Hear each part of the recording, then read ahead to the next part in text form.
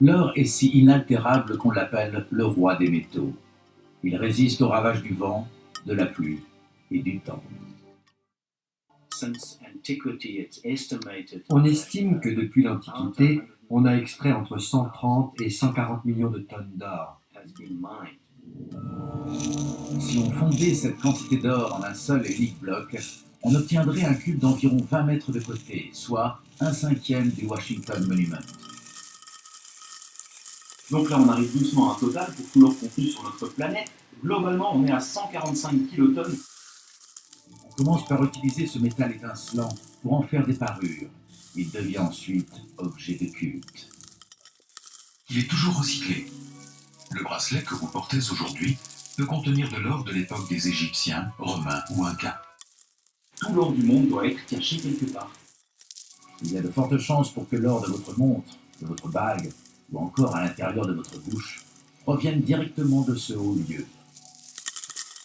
Tout ça, ça ne se passe pas à la mine, ça se passe ici.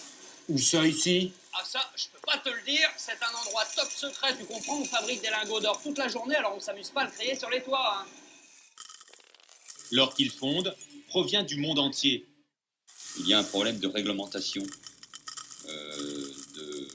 de l'or, de tous ces ateliers clandestins qui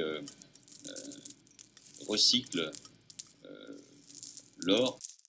Avant d'avoir de l'or pur, il faut passer par plusieurs étapes.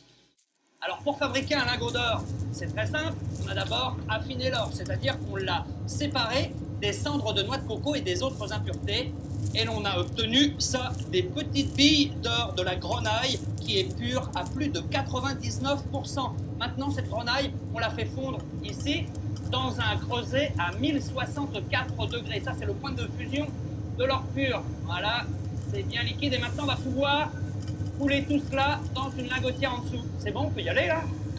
Allez, c'est parti, un petit lingot. Ici, ça vient chauffer ça pour faire fondre l'or. L'or est ensuite transféré en liquide. Après 6 heures dans la machine, l'or est enfin retiré de tous les autres métaux. Secret de fabrication oblige, Aurubis ne nous montrera pas la dernière étape du processus, l'extraction de l'or.